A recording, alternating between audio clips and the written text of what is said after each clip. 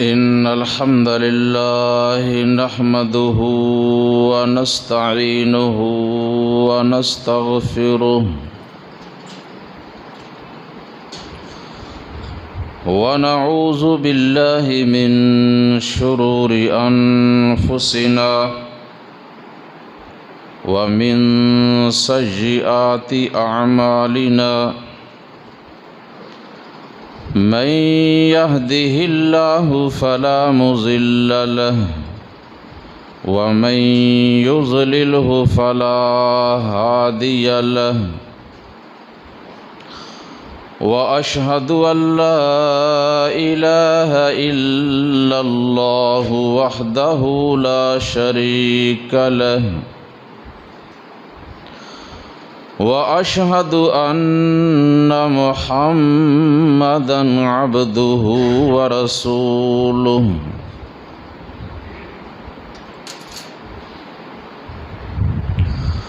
أما بعد فإن خير الحديث كتاب الله وخير الهدي هدي محمد صلى الله عليه وآله وسلم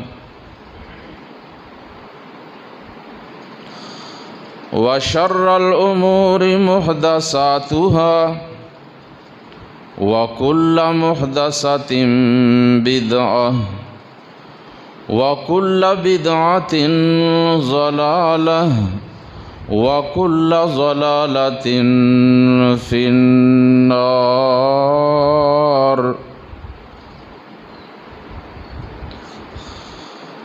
اللهم صل على محمد وعلى آل محمد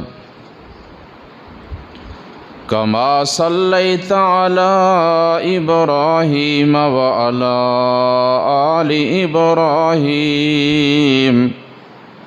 إنك حميد مجيد اللهم بارك على محمد وعلى آل محمد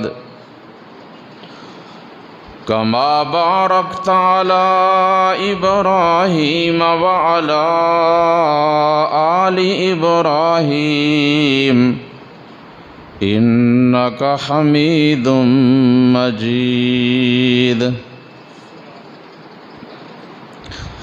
رب اشرح لي صدري ويسر لي أمري واحلل عقدة من لساني يفقه قولي رب زدني علما أما بعد فأعوذ بالله من الشيطان الرجيم بسم الله الرحمن الرحيم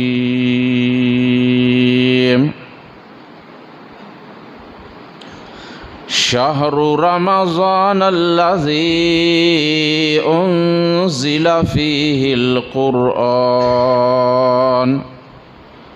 هدى للناس وبينات من الهدى والفرقان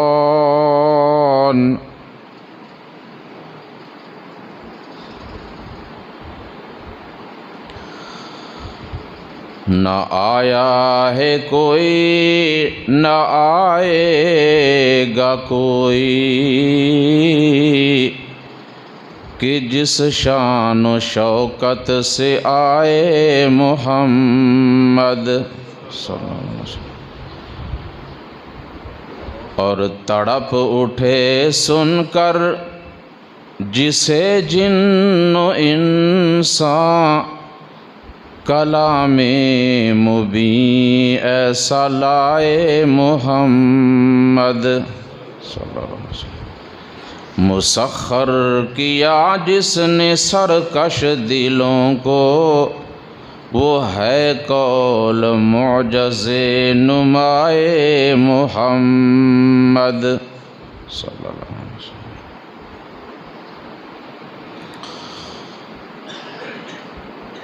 اللہ تبارک و تعالیٰ کی حمد و تعریف اور نبی اکرم صلی اللہ علیہ وآلہ وسلم کی ذات اقدس پہ درود و سلام کے بعد، محترم سامعین،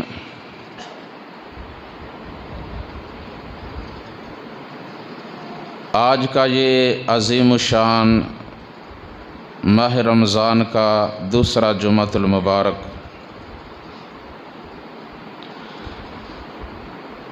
جو اللہ تعالیٰ نے ہمیں نصیب فرمایا ہے،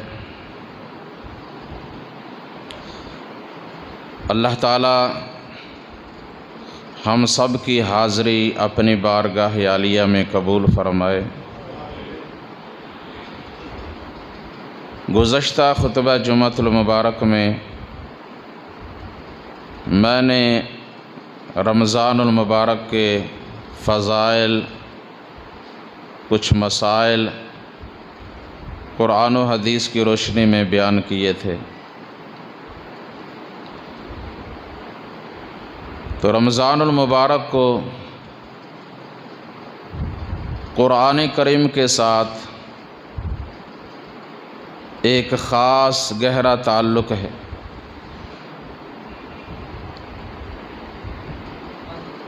اس لیے حسب عادت اس ماہ مبارک میں قرآن کریم کی عظمت اور قرآن کریم کے فضائل اور قرآن مجید پڑھنے اور سننے کے فائدے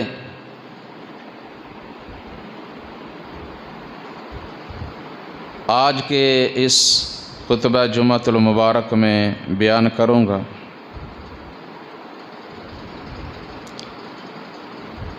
تاکہ ہمارے دلوں میں قرآن کریم کو پڑھنے کا، سمجھنے کا، اس پہ عمل کرنے کا ذوق اور شوق ہمارے دلوں میں پیدا ہو جائے۔ اللہ تبارک و تعالی مجھے صحیح بیان کرنے کی اور ہم سب کو اس پہ پوری طرح عمل کرنے کی توفیق عطا فرمائے۔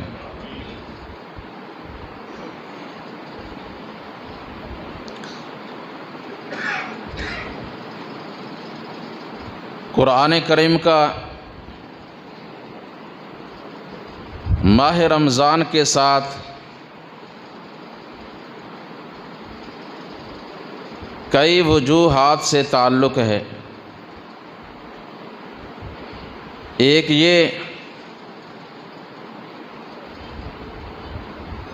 کہ قرآن حکیم اس مہینہ میں نازل ہوا، جیسا کہ ابھی میں نے یہ آیہ مبارکہ تلاوت کی، جس کا ترجمہ یہ ہے کہ وہ ماہ رمضان ہی ہے جس میں قرآن نازل ہوا۔ وہ قرآن جو تمام دنیا کائنات کے لوگوں کے لیے باعث ہدایت ہے اور جس میں واضح روشن دلائل ہیں جو ہر انسان کی اس کی زندگی کے ہر شعبہ میں مکمل رہنمائی کرتا ہے۔ اور یہ کفر، اسلام، توحید، شرک، سنت، بدعات، حلال، حرام، جائز اور ناجائز میں فرق کرنے والی کتاب ہے۔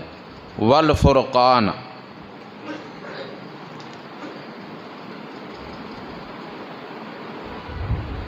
تو قرآن کریم جس مہینے میں نازل ہوا وہ مہینہ تمام مہینوں کا سردار، تمام مہینوں سے افضل ترین مہینہ رمضان المبارک، اور پھر یہ جس رات میں نازل ہوا وہ رات تمام راتوں سے بہترین اور افضل ترین رات لیلۃ القدر، جس کے بارے میں فرمایا کہ یہ رات 1000 مہینوں کی راتوں سے بہتر اور افضل ہے۔ اور پھر یہ قرآن جن شہروں میں نازل ہوا، مکہ المکرمہ، مدینہ المنورہ، وہ شہر تمام دنیا کائنات کی بستیوں اور شہروں سے افضل ترین شہر، اور جس زبان میں اترا، عربی زبان جو تمام زبانوں سے افضل زبان، بہترین زبان،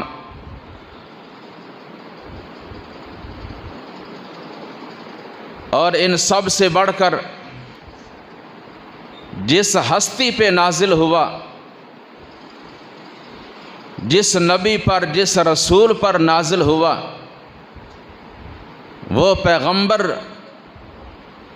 تمام نبیوں اور رسولوں کا سردار اور سب سے افضل اور عظیم ترین پیغمبر محمد الرسول اللہ صلی اللہ علیہ وسلم۔ اور اس سے بھی بڑھ کر اس قرآن کو لکھنے والا،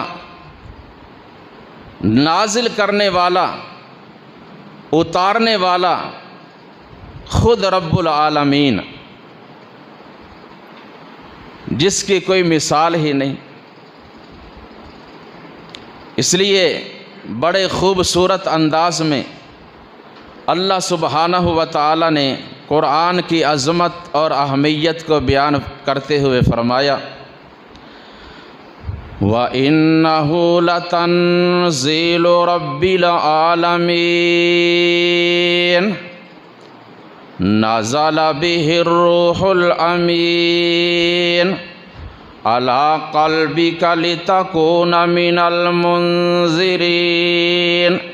بِلِسَانٍ عَرَبِيٍّ مُبِينٍ۔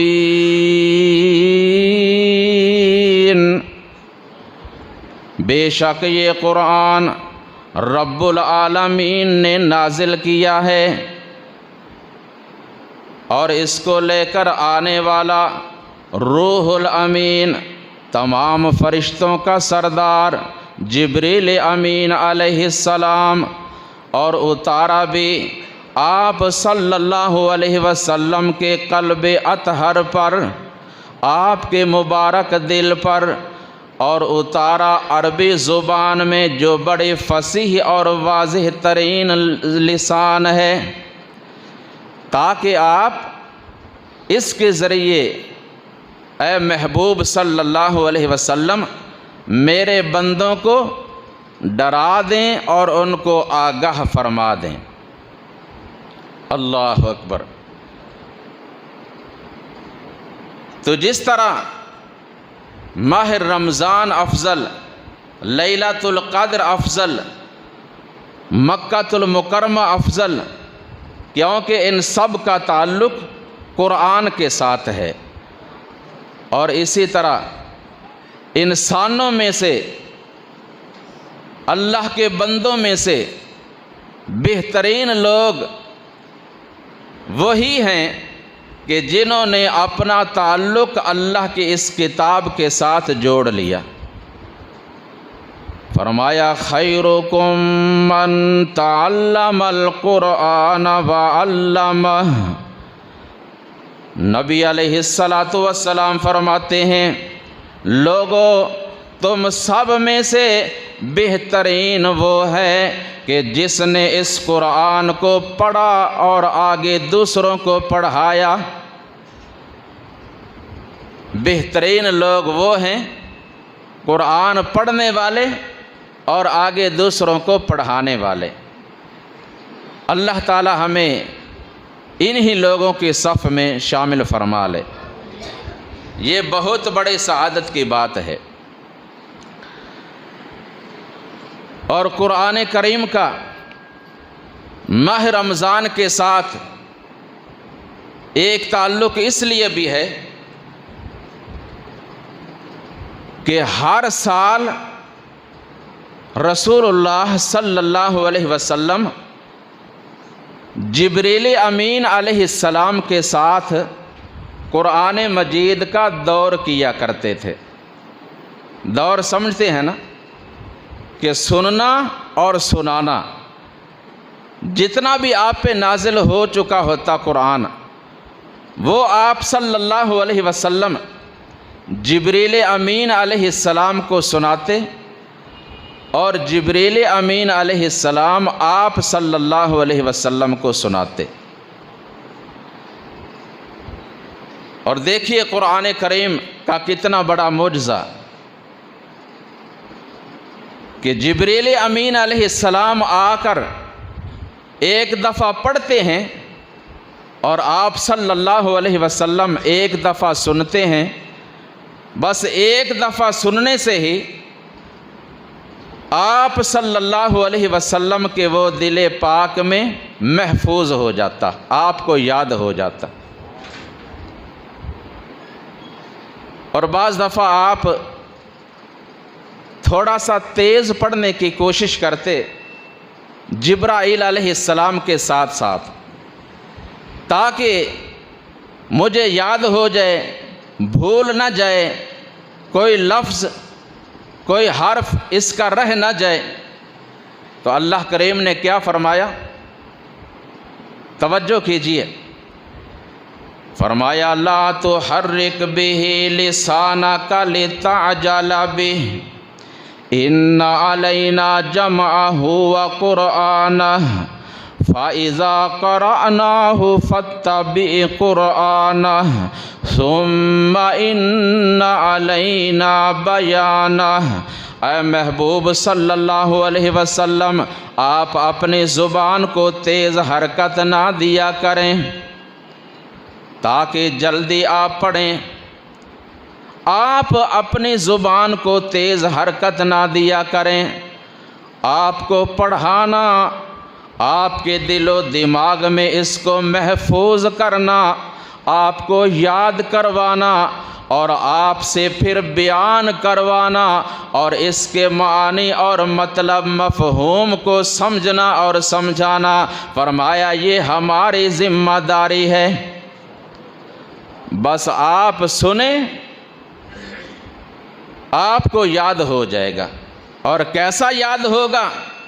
فرمایا سَنُقْرِئُكَ فَلَا تَنسَى إِلَّا مَا شَاءَ اللَّهُ۔ ہم خود آپ صلی اللہ علیہ وسلم کو پڑھائیں گے اور ایسا پڑھائیں گے کہ ہمارا پڑھایا ہوا آپ کو کبھی بھولے گا بھی نہیں۔ سَنُقْرِئُكَ فَلَا تَنسَى۔ تو یہ آپ کی زندگی کا، آپ کے تمام معجزات میں سے سب سے اہم اور سب سے بڑا معجزہ ہے قرآن کریم۔ اللہ تبارک و تعالی نے آپ کو حکم دیا کہ یہ جو آپ کے مخالفین ہیں، اعتراض کرنے والے ہیں، آپ ان کو چیلنج کیجئے، ان کو بتائیے اور ان سے فرما دیجئے قل لو شاء اللہ ما تلوتہ علیکم ولا ادراکم بہ فقد لبثت فیکم عمرا من قبلہ افلا تعقلون۔ لوگو، میری زندگی کے 40 سال تمہارے سامنے گزرے ہیں، بچپن تمہارے سامنے گزرا، جوانی تمہارے سامنے گزری، میں کبھی کسی مدرسہ میں، کسی درس گاہ میں نہیں گیا، اور کسی انسان کے پاس بیٹھ کر نہ میں کبھی یہ سنا اور نہ ہی کسی سے پڑھا۔ تو یہ کیسے ہو گیا کہ ایک آدمی جس نے زندگی بھر کسی سے علم حاصل نہیں کیا، کسی سے پڑھا نہیں، کسی سے سیکھا نہیں، کسی سے سمجھا نہیں، اور ایک دم وہ ایسا کلام پڑھنے لگ گیا کہ جس کلام کا مقابلہ دنیا بھر کے تمام جن و انسان کر سکتے ہی نہیں۔ یہ کس کی قدرت ہے؟ اللہ رب العالمین کی، کہ جس نے ایک امی انسان کو ایسا کلام پڑھا دیا، ایسا کلام سکھا دیا کہ جس کا کوئی مقابلہ نہیں کر سکتا۔ فرمایا اگر یہ نہیں مانتے، ان سے فرما دیجئے، ان سے کہہ دیجئے قُلْ لَئِنِ اجْتَمَعَتِ الْإِنسُ وَالْجِنُّ عَلَىٰ أَن يَأْتُوا بِمِثْلِ هَٰذَا الْقُرْآنِ لَا يَأْتُونَ بِمِثْلِهِ وَلَوْ كَانَ بَعْضُهُمْ لِبَعْضٍ ظَهِيرًا۔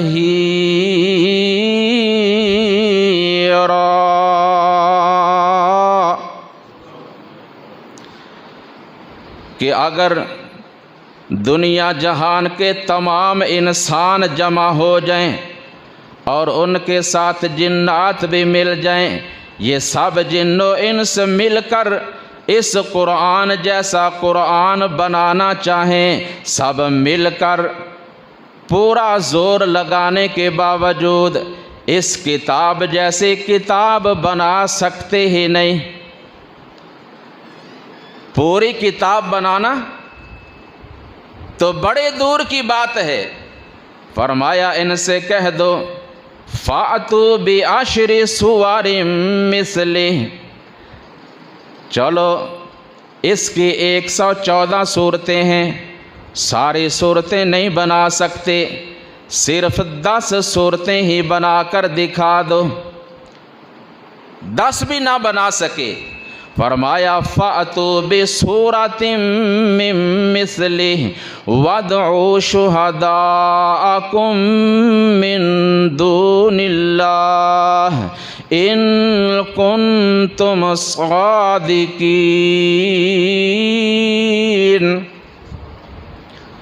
تم سب اکٹھے ہو جاؤ اور جن کو اللہ کے سوا پکارتے ہو، یہ لات و منات، عزا، ہبل، اصاف، نائلہ وغیرہ وغیرہ، ان ہستیوں کو بھی ساتھ ملا لو، ان کو بھی پکار لو، اور اپنا اپنا زور لگا کر اس قرآن کی صورتوں جیسے ایک صورت ہی بنا کر دکھا دو۔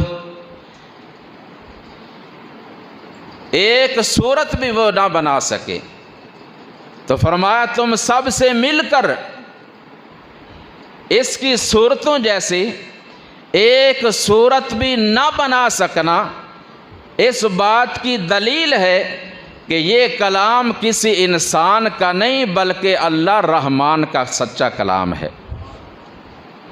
وَإِنَّهُ لَتَنزِيلُ رَبِّ الْعَالَمِينَ نَزَلَ بِهِ الرُّوحُ الْأَمِينُ عَلَىٰ قَلْبِكَ لِتَكُونَ مِنَ الْمُنذِرِينَ بِلِسَانٍ عَرَبِيٍّ مُبِينٍ۔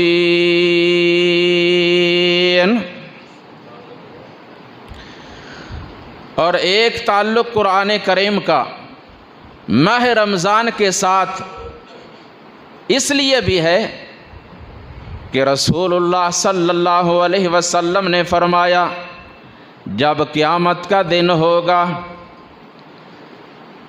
سارے لوگ قبروں میں سے اٹھیں گے، اللہ کی بارگاہ میں پیش ہوں گے، اور کچھ گنہگار خطا کار لوگ جنہیں ان کی خطائیں ان کی غلطیاں اپنے سامنے نظر آ رہی ہیں، ایک طرف سے ماہ رمضان کا روزہ آ جائے گا، اللہ کی بارگاہ میں سفارش کرے گا، کہے گا کہ اے اللہ تیرے اس بندے نے میری عزت کی، میری قدر کی، سحری کے وقت کھانا کھا لیا اور اس کے بعد پھر پورا دن، گرم دن، لمبا دن اس نے بھوک بھی اور پیاس بھی برداشت کی صرف تیری رضا کے لیے، اب میں اس کے حق میں سفارش کرتا ہوں اللہ اپنے اس بندے کو معاف کر دے۔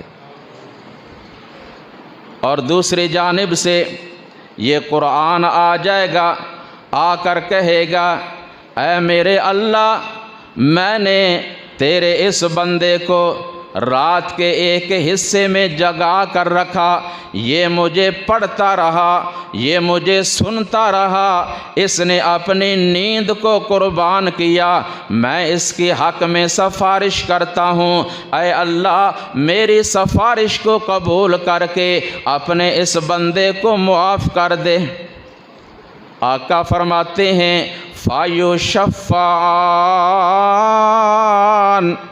اللہ ان دونوں کی یعنی رمضان کے روزے کی اور قرآن کریم کی سفارش کو قبول فرما کر اپنے اس گنہگار بندے کو معاف فرما دیں گے۔ لہذا عام دنوں میں بھی اور بالخصوص ماہ رمضان میں کثرت کے ساتھ جتنی بھی ہو سکے قرآن مجید کی تلاوت کرو اور اس کو سمجھو اور اس پہ عمل کرو۔ اللہ تعالیٰ نے ہمیں یہ موقع عطا کیا ہے۔ اللہ اکبر کبیرہ۔ اور قرآن کریم کو پڑھنا ہے تو اچھے طریقے سے، احسن اور عمدہ طریقے سے اس کے الفاظ کو صحیح ادا کرنا ہے۔ بہت سے ایسے ہمارے مسلمان بھائی ہیں جو سرے سے انہوں نے قرآن پڑھا ہی نہیں، اور بہت سے پھر ایسے ہیں کہ جو پڑھتے ہیں لیکن صحیح نہیں پڑھتے، بہت زیادہ غلطیاں ہیں۔ الفاظ کو جس کو بڑھانا نہیں بڑھا دیا جاتا ہے، اور جس کو بڑھانا ہوتا ہے اس کو نہیں بڑھایا جاتا ہے، یعنی زبر، زیر، شد، مد، غنہ، وقف، ان چیزوں کا علم نہیں، اور پھر ایک حرف کی جگہ دوسرا حرف پڑھ دیا جاتا ہے۔ لہٰذا قرآن کریم کو صحیح طریقے سے سمجھو اور سیکھ کر پڑھو۔ اسی طرح نماز کے اندر بہت غلطیاں، عمر گزر گئی 30 سال، 40 سال، 50 سال، اور بار بار سنتے بھی ہیں نماز کا طریقہ، علماء بیان کرتے ہیں، سنتے ہیں، لیکن ایک عادت ایسی بنا لی کہ اس کو بدلنے کے لیے تیار نہیں ہے۔ نماز میں خشوع نہیں، خضوع نہیں، آرام نہیں، اطمینان نہیں، رکوع سجدہ تیز تیز، اور رکوع کے بعد قومہ ہوتا ہے، 2 سجدوں کے درمیان جلسہ ہوتا ہے، ان کا بالکل خیال کیا جاتا ہی نہیں، جبکہ یہ نماز کے ارکان ہیں۔ اور نبی علیہ السلام کا فرمان ہے کہ اگر ان کو پورا نہ کیا جائے تو ایسی نماز اللہ کی بارگاہ میں قبول نہیں ہوتی، بلکہ پڑھنے والے کے لیے بد دعا کرتی ہے۔ نماز کی بھی اصلاح کرو اور قرآن کریم کے الفاظ بھی سیکھ کر صحیح طریقے سے ادا کرو۔ اللہ تعالیٰ صحیح پڑھنے کی توفیق عطا فرمائے۔ دیکھیے خود رب العالمین نے ارشاد فرمایا کہ وَرَتَّلْنَاهُ تَرْتِيلًا، ہم نے اس کو بڑی ترتیل کے ساتھ، بڑی احسن ترتیب کے ساتھ نازل کیا ہے، لہٰذا یا ایھا المزمل قم اللیل الا قلیلا نصفہ او انقص منہ قلیلا او زد علیہ ورتل القرآن ترتیلا۔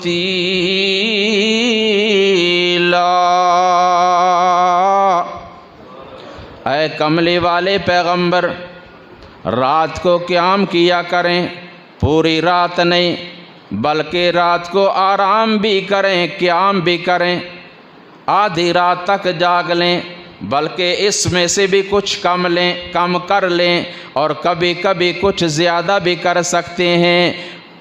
تو جتنا بھی آپ نے قیام کرنا ہے اور جتنا بھی اس میں قرآن پڑھنا ہے، اس قرآن کو بڑی ترتیل کے ساتھ پڑھنا ہے، ٹھہر ٹھہر کر، آرام آرام سے، تیز تیز نہیں۔ اللہ نے قرآن کو تیز پڑھنے سے منع فرمایا، وَلَا تَعْجَلْ بِالْقُرْآنِ، قرآن کو جلدی جلدی نہیں پڑھنا۔ اور ہماری حالت کیا ہے کہ وہاں جائیں جہاں حافظ نماز تراویح میں تیز تیز قرآن پڑھے تاکہ جلدی فارغ ہو جائیں، اور نہ پڑھنے والے کو پتہ اور سننے والوں کو بھی کوئی سمجھ نہیں آ رہی کہ وہ کیا پڑھ رہے ہیں۔ قرآن کو آرام سے ٹھہر ٹھہر کر ترتیل کے ساتھ پڑھا کریں۔ اور اسی لیے آپ صلی اللہ علیہ وسلم نے فرمایا، جب قیامت کا دن ہوگا نا، قرآن پڑھنے والوں کو اللہ بلائیں گے اور فرمائیں گے کہ جتنا بھی یاد ہے نا قرآن، مکمل ہے، آدھا ہے، جس قدر بھی یاد ہے، فرمایا قرآن کو پڑھنا شروع کر دو اور جنت کے درجات پہ چڑھنا شروع کر دو۔ قرآن پڑھتے جاؤ اور جنت کے درجات پہ چڑھتے جاؤ، اور وہاں بھی اللہ یہی فرمائیں گے کہ اقرأ وارتقی ورتل کما کنت ترتل فی الدنیا۔ اے میرے قرآن کو پڑھنے والے، اب پھر سے قرآن پڑھنا شروع کر دے اور جنت کے درجات پہ چڑھنا شروع کر دے، اور خیال رکھنا کہ قرآن کو اس طرح ترتیل سے پڑھنا ہے جس طرح دنیا میں ترتیل کے ساتھ پڑھتا تھا، اور جہاں تیری آخری آیت آئے گی نا، وہ تیرا آخری درجہ ہوگا۔ تو اپنے درجات کو جتنا بڑھا سکتے ہیں بڑھا لو، اور وہ درجے بھی کوئی چھوٹے نہیں ہوں گے۔ آقا فرماتے ہیں جنت کے دو درجوں کے درمیان اتنا فاصلہ ہے کہ جتنا زمین سے لے کر آسمان تک کا فاصلہ ہے، یہ ایک درجے کی بات ہے۔ اللہ اکبر۔ اللہ تعالی ہم سب کے درجات کو بلند فرما دے، اللہ ہم سب کو عزت عطا فرمائے۔ اس قرآن کے ذریعے درجات بلند ہوتے ہیں، اللہ کا قرب حاصل ہوتا ہے، اللہ کی محبت حاصل ہوتی ہے۔ اس لیے نبی اکرم صلی اللہ علیہ وسلم اللہ تعالیٰ کے حکم کے تحت قرآن کریم کو بڑے عمدہ اور بڑے پیارے لہجے میں آرام اور اطمینان سے اور بڑی خوبصورت آواز کے ساتھ پڑھا کرتے، اور جب آپ پڑھتے تو صحابہ کرام بڑے ذوق اور شوق سے جم کر اس کو سنا کرتے۔ نماز تراویح میں، قیام اللیل میں ماہ رمضان کے اندر آپ صلی اللہ علیہ وسلم نے آخری عشرے میں تاک رات میں قیام کروایا۔ صحابی بیان کرتے ہیں کہ آپ صلی اللہ علیہ وسلم نے نماز عشاء کے فوراً بعد قیام کروایا، اور بڑا پیارا اور بڑے خوبصورت انداز میں آپ نے قرآن پڑھا، اور پھر اس سے اگلی رات آئی، آپ نے قیام نہیں کروایا۔ اس سے اگلی رات آئی، دوسری تاک رات، آپ نے پھر قیام کروایا، اور صحابہ کرام بھی پہلے کی بنسبت کثیر تعداد میں زیادہ جمع ہو گئے کہ مدینہ المنورہ، مسجد نبوی، ماہ رمضان، اور پھر اللہ کے پیغمبر محمد الرسول اللہ صلی اللہ علیہ وسلم امام، ان کی اقتداء میں اللہ کے کلام کی تلاوت کو سننا، یہ کتنی بڑی سعادت کی بات ہے۔ دوسری تاک رات میں آپ نے رات کے درمیانے حصے میں قیام کروایا۔ عشاء سے کچھ وقت گزر جانے کے بعد رات کے درمیانے حصے میں، اور اس سے اگلی رات پھر آپ نے قیام نہیں کروایا۔ پھر تیسری تاک رات آئی، آپ صلی اللہ علیہ وسلم نے پھر قیام کروایا، اور اس تیسری تاک رات میں آپ نے رات کے آخری حصے میں قیام کروایا، پہلے حصے میں بھی نہیں، درمیانے میں بھی نہیں، آخری حصے میں۔ اور صحابی بیان کرتے ہیں ہمیں اندیشہ ہوا کہ کہیں ہم سحری کرنے سے ہی نہ رہ جائیں، تو فجر کے قریب آپ فارغ ہوئے اور ہم اپنے گھروں کی طرف لوٹے۔ اس کے بعد اس سے اگلی رات پھر صحابہ کرام اسی نیت سے جمع ہیں، اور دل میں ذوق ہے، شوق ہے، چاہت ہے، تمنا ہے کہ آپ صلی اللہ علیہ وسلم پھر ہمیں قیام کروائیں۔ لیکن اس دفعہ اس رات آپ صلی اللہ علیہ وسلم تشریف لائے، اور آپ صلی اللہ علیہ وسلم نے فرمایا کہ اب اپنے طور پہ قیام کرو، میں اس لیے نہیں کرواؤں گا، مجھے اس بات کا اندیشہ ہے کہ یہ عمل اللہ تعالیٰ کو بڑا پیارا لگ رہا ہے، بڑا پسند آ رہا ہے، کہیں تم پہ فرض نہ کر دیا جائے۔ فرض ہو جانے کے اندیشے سے میں رک جا رہا ہوں۔ آپ صلی اللہ علیہ وسلم نے فرض ہو جانے کی وجہ سے اسے چھوڑا، اور اس کی اہمیت کو بتا دیا کہ یہ عمل اللہ کو بڑا پسند آ رہا ہے، بڑا پیارا لگ رہا ہے۔ اور پھر سیدنا ابو بکر صدیق رضی اللہ تعالیٰ عنہ کا دور اسی طرح گزرا، حضرت عمر فاروق رضی اللہ تعالیٰ عنہ کا زمانہ آیا، انہوں نے ماہ رمضان میں دیکھا لوگ مسجد نبوی میں مختلف جگہوں پہ کھڑے ہو کر قیام کر رہے ہیں، مختلف گروہوں میں، کہیں 10 بندے ہیں، کہیں 20 ہیں، کہیں 30 ہیں۔ فرمانے لگے اگر ان سب کو ایک امام کے پیچھے جمع کر دیا جائے تو کتنا ہی اچھا ہے۔ پھر انہوں نے عزم کر لیا، اور اس سے اگلی رات آئے، حضرت ابی ابن کعب رضی اللہ تعالیٰ عنہ کو ان کا امام مقرر کیا، اور سب لوگوں کو حکم دیا کہ تم سب نے ابی ابن کعب کی اقتداء میں قیام کرنا ہے ماہ رمضان کا، کیونکہ وہ جو فرض ہونے والا اندیشہ تھا نا، وہ ختم ہو گیا۔ فرض تو نبی علیہ الصلاۃ والسلام کی زندگی میں ہی ہو سکتا تھا نا، آپ دنیا سے رخصت ہو گئے، اب فرض نہیں ہو سکتی کوئی چیز، لیکن اہمیت ہے اس کی۔ تو موطا امام مالک اس میں یہ حدیث موجود ہے کہ حضرت عمر فاروق رضی اللہ تعالیٰ عنہ نے مردوں کا امام ابی ابن کعب کو اور عورتوں کا امام تمیم داری صحابی رضی اللہ تعالیٰ عنہما ان کو مقرر کیا، اور وہاں الفاظ موجود ہیں کہ عمر فاروق رضی اللہ تعالیٰ عنہ نے ان دونوں کو یہ حکم دیا کہ لوگوں کو 11 رکعات کے ساتھ قیام کروائیں، 8 نوافل اور 3 وتر۔ حضرت عمر رضی اللہ تعالیٰ عنہ نے ایسے ہی حکم نہیں دیا، رسول اللہ صلی اللہ علیہ وسلم کا بھی یہی معمول ہے۔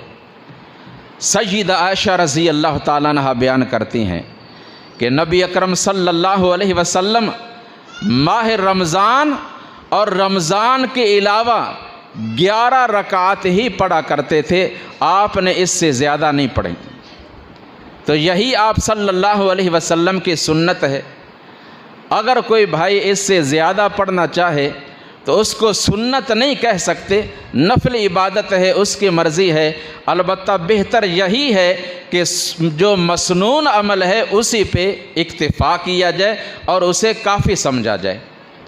تو اللہ تعالی ہمیں سنت کے مطابق عمل کی توفیق عطا فرمائے۔ یہ تو تھے نا صحابہ کرام جن کے دلوں میں قرآن کریم نبی علیہ الصلاۃ والسلام کی زبان سے سننے کا شوق تھا اور جذبہ تھا، جو لے کر وہ جمع ہو جاتے۔ لیکن ان مسلمان صحابہ کرام کے علاوہ کفار مشرکین قرآن کے مخالف ہونے کے باوجود نبی علیہ الصلاۃ والسلام کی زبان سے سننے کے لیے آ جاتے تھے اور چھپ چھپ کر آپ کی زبان سے قرآن سنا کرتے۔ صحیح احادیث میں موجود ہے، مکہ المکرمہ میں اللہ کے محبوب پیغمبر محمد الرسول اللہ صلی اللہ علیہ وسلم قیام اللیل فرما رہے ہیں، اس میں قرآن کریم کی تلاوت کر رہے ہیں، اور ایک جانب سے ابو جہل آ جاتا ہے، ابو سفیان آ جاتے ہیں، اخنس ابن شریک اور دیگر کفار آ جاتے ہیں، چھپ چھپ کر قرآن کریم کی تلاوت سنتے ہیں۔ جب واپس جاتے ہیں مکہ کے ایک چوک میں ان سب کا اکٹھ ہو جاتا ہے، یہ سب جمع ہو جاتے ہیں، ایک دوسرے سے پوچھتے ہیں کہ کہاں سے آ رہے ہو؟ وہ سچ سچ بتا دیتے ہیں کہ اصل بات یہ ہے محمد صلی اللہ علیہ وسلم اس کی تلاوت سن کر آ رہے ہیں۔ تو کہتے کم بختو، اگر دوسرے لوگوں کو ہمارے اس کام کا علم ہو گیا تو وہ تو ہمیں تان دیں گے اور ہمیں شرمندہ کریں گے اور کہیں گے ہمیں منع کرتے ہیں اور کہتے ہیں لا تسمعوا لہذا القرآن والغوا فیہ، قرآن کو نہ سنا کرو بلکہ جب پڑھا جائے تو شور ڈالا کرو، اور خود راتوں کو جا کر چھپ چھپ کر سنتے ہیں۔ لہٰذا وعدہ کر لو کل سے نہیں آنا، وعدہ کر لیتے، لیکن جب دوسری رات آتی نا، ایک اٹھتا اور سوچنے لگتا اور سوچ سوچ کر کہتا میں چلا جاتا ہوں، ان کو نہیں پتہ چلے گا۔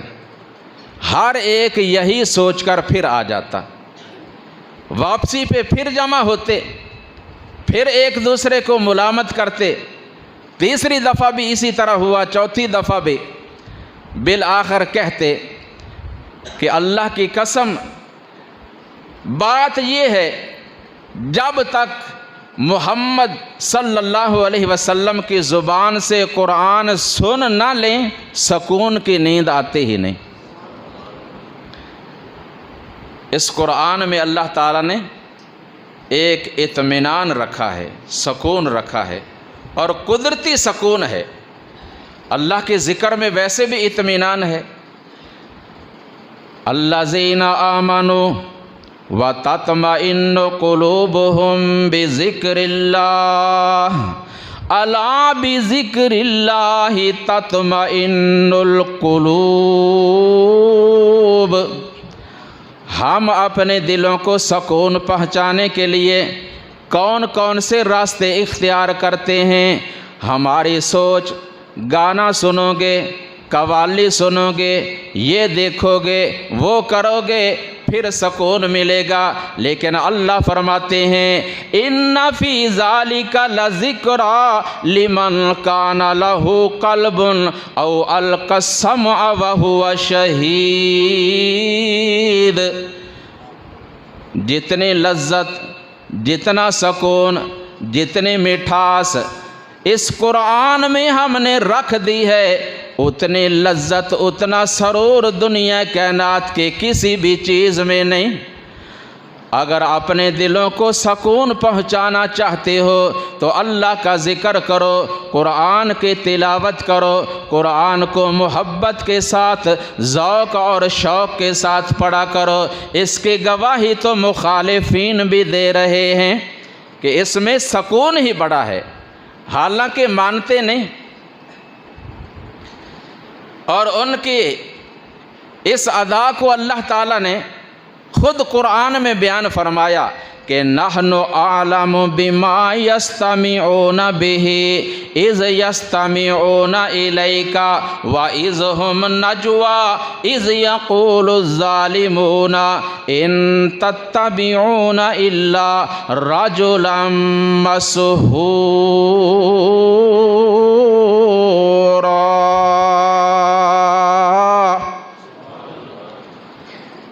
جب یہ لوگ چھپ چھپ کر سنتے ہیں، جب یہ لوگ اکٹھے ہو کر سرگوشیاں کرتے ہیں، اس وقت ہم جانتے ہیں اور ہم ان کی باتیں سن بھی رہے ہوتے ہیں، دیکھ بھی رہے ہوتے ہیں۔ سوال یہ ہے کہ پھر یہ مخالفت کس بنا پر کرتے ہیں، چڑ کس بات پہ ہوتی ہے؟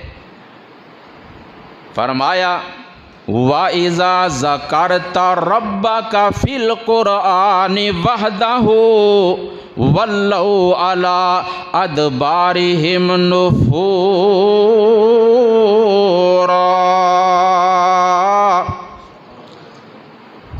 چڑھتے اس وقت ہیں، جلتے اس وقت ہیں جب قرآن کریم میں اللہ کی یکتائی کا، اس کی توحید کا، اس کی وحدانیت کا ذکر ہوتا ہے، جب ان کے معبودان باطل کی نفی ہوتی ہے اور اللہ کا اثبات ہوتا ہے، جب یہ بتایا جاتا ہے نا کہ سب کو چھوڑ کر اکیلے اللہ ہی کی عبادت کرو اور اسی کو مدد کے لیے پکارو، اس وقت یہ بھاگتے ہیں۔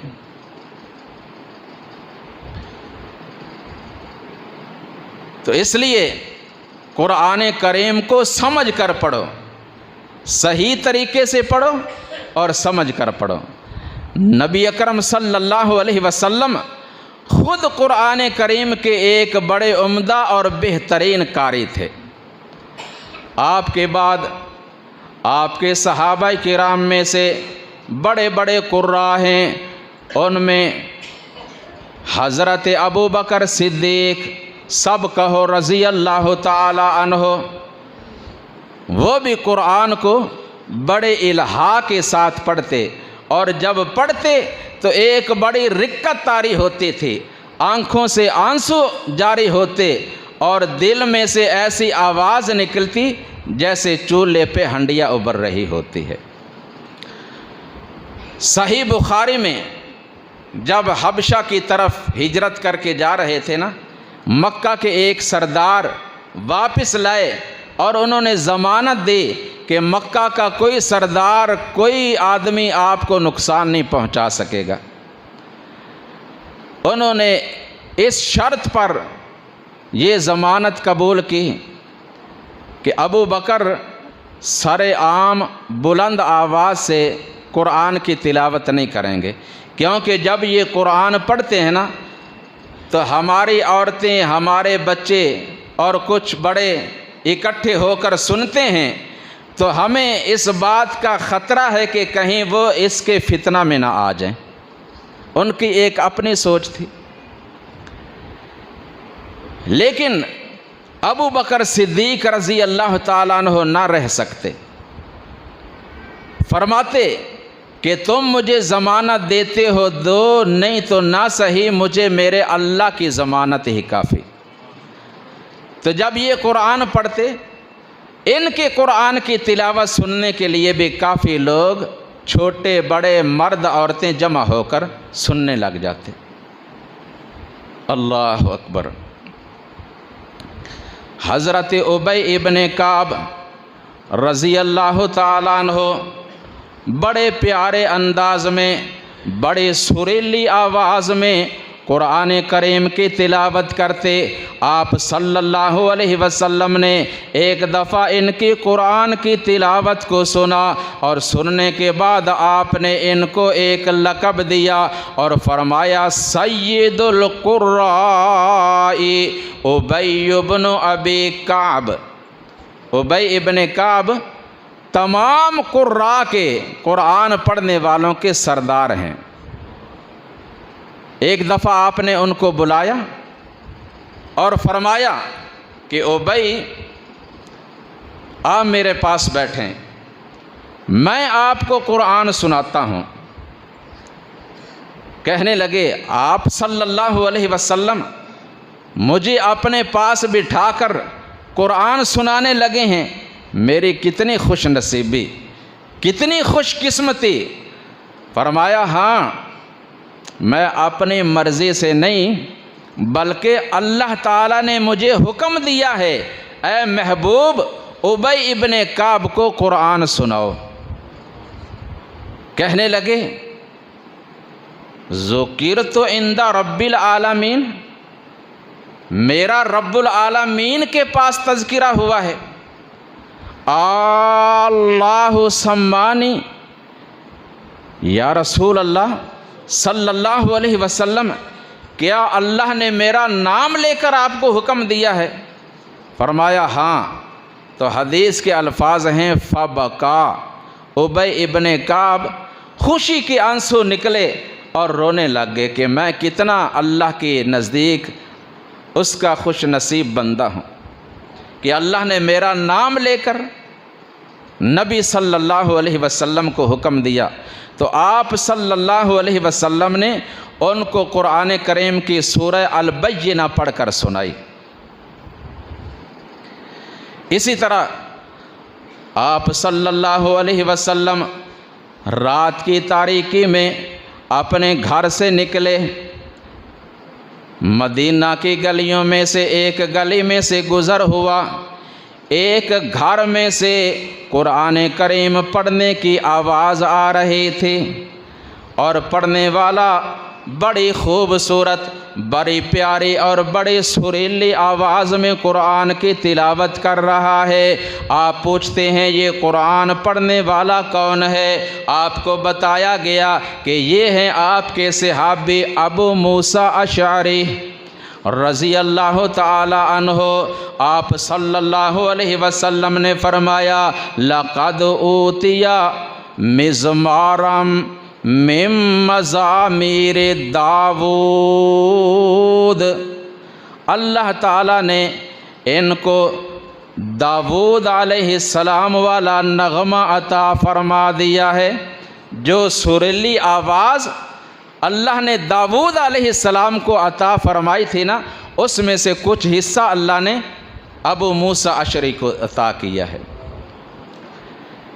اور داود علیہ السلام جب زبور کی تلاوت کرتے نا، اللہ فرماتے ہیں اس وقت پرندے رک جاتے، پہاڑ اور پرندے وہ بھی اپنی آوازیں ان کی آواز کے ساتھ ملا کر ہماری کتاب زبور کی تلاوت کرنے لگ جاتے ہیں۔ اللہ اکبر۔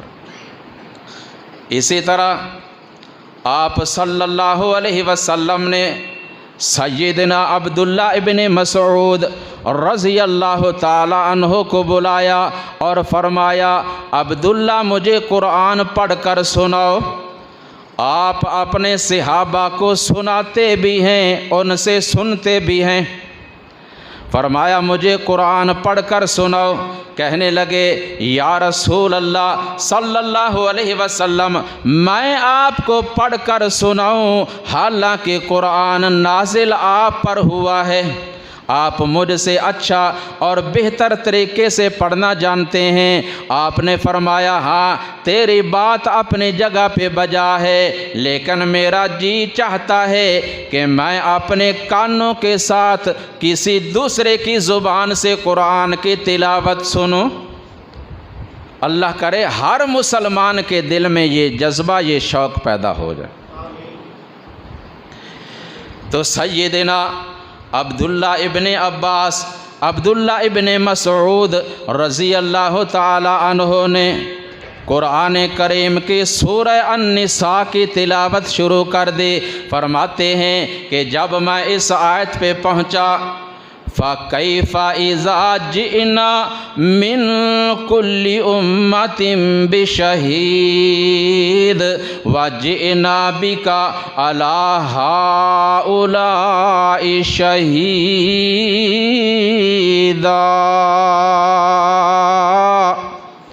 وہ قیامت کا دن کیسا دن ہوگا کہ جس دن ہم ہر امت پر، ہر جماعت پر ان میں سے ایک گواہ پیش کریں گے، اور اے محبوب صلی اللہ علیہ وسلم یہ جو مکہ کے لوگ ہیں، یہ جو مدینہ کے لوگ ہیں، آپ صلی اللہ علیہ وسلم کو ہم بلا کر ان پہ بطور گواہ پیش کریں گے۔ یہ آیت سن کر آپ فرمانے لگے عبداللہ اب ذرا رک جائیے، رک جائیے۔ عبداللہ ابن مسعود فرماتے ہیں میں نے چہرہ اٹھا کر دیکھا تو آپ صلی اللہ علیہ وسلم کی آنکھوں سے آنسو برس رہے تھے۔ وہ لوگ قرآن پڑھتے تو روتے اور جب سنتے تو روتے، لیکن ہم نہ پڑھنے والوں پہ کچھ اثر اور نہ ہی سننے والوں پہ اثر۔ اللہ تعالی ہمیں قرآن سمجھ کر پڑھنے کی توفیق عطا فرمائے۔ جب قرآن کی طرف پوری توجہ ہوگی اور سمجھ کر پڑھیں گے، سنیں گے، تب یہ کیفیت پیدا ہوگی۔ اللہ اکبر کبیرہ۔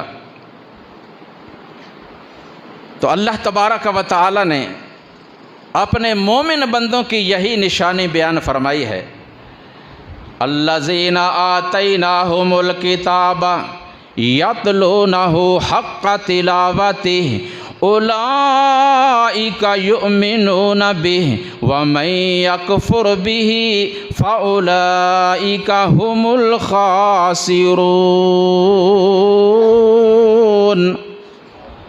جن کو ہم نے یہ کتاب عطا کی ہے وہ اس کی تلاوت کرتے ہیں، اور تلاوت اس طرح کرتے ہیں جیسا کہ اس کی تلاوت کرنے کا حق ہے، ایمان بھی انہی کا ہے۔